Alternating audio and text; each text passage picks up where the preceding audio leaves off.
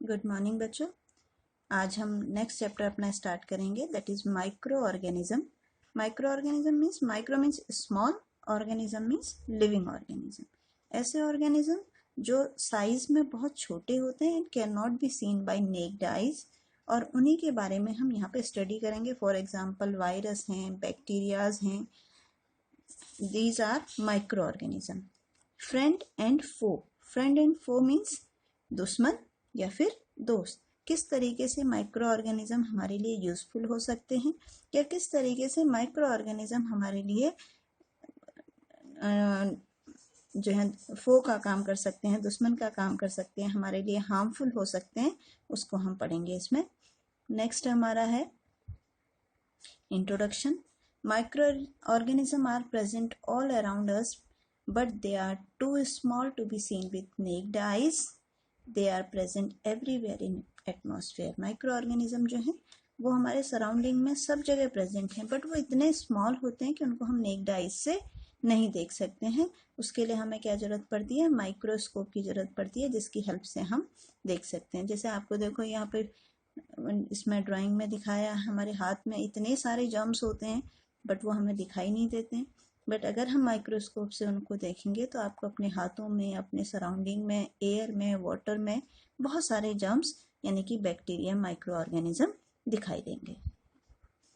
Now the microorganism, हम define कर सकते हैं माइक्रो ऑर्गेनिज्म को।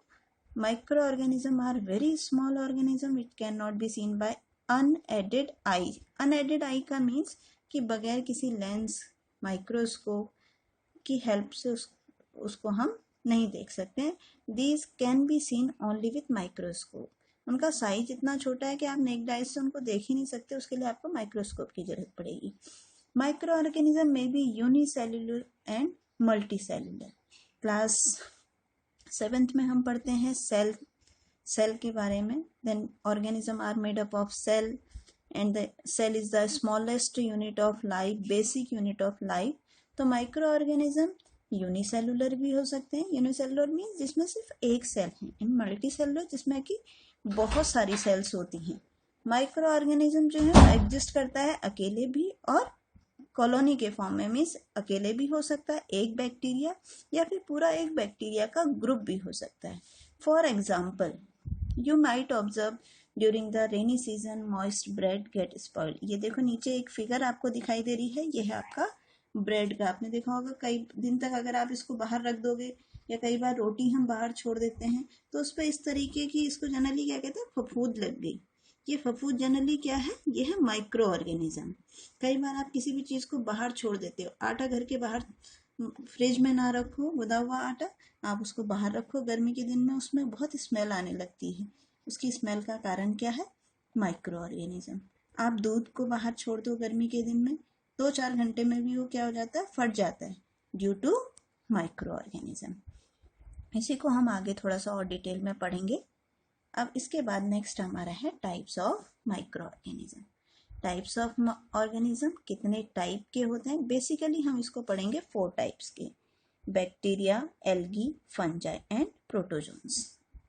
एक कैटेगरी और आती है, वो है वायरस।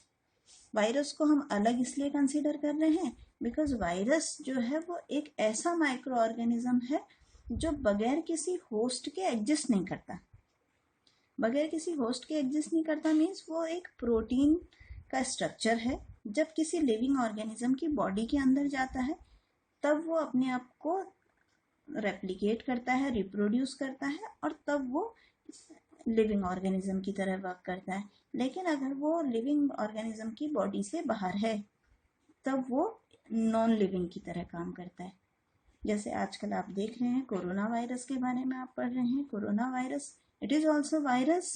बॉडी के अंदर सरवाइव करता है, लेकिन बॉडी के बाहर जो है उसकी सर्वाइविंग कैपेसिटी अलग अलग है।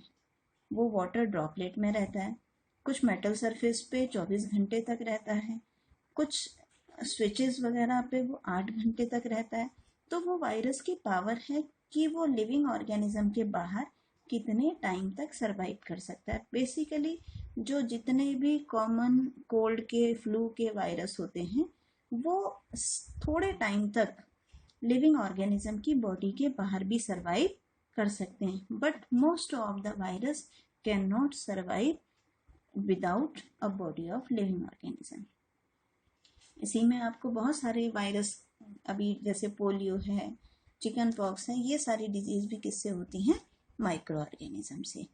तो इससे आगे क्या, आगे आपको देखिए कुछ फिगर्स दिखाई दे रहे हैं, ये माइक्रोस्कोप से ली हुई पिक्चर्स हैं, आपकी एनसीईआरटी की बुक्स में भी दी हैं। स्पाइरल की on the basis of shape किस किस तरीके के बैक्टीरिया होते हैं, स्पाइरल हैं, रॉड शेप हैं, ऐसी एल्गी होता है, जो आपने काई देखी होगी कहीं पानी जम जाता है, उसको कहा जाता है एल्गी। फंजाई, ब्रेड माउल देखिए, ब्रेड पे जो फफूंद लग जाती है, आप देखिए कई बार फंगस हो जाती है, बालों में डेंड्रफ हो जाता है, दैट इज फंगाई। प्रोटोजोआ जो है वो बेसिकली ऐसे आपको दिखाई नहीं देगा, but that is also micro organism, और इससे भी बहुत सारी डिजीज होती हैं, इसके बारे में हम कल पढ़ेंगे। ठीक है।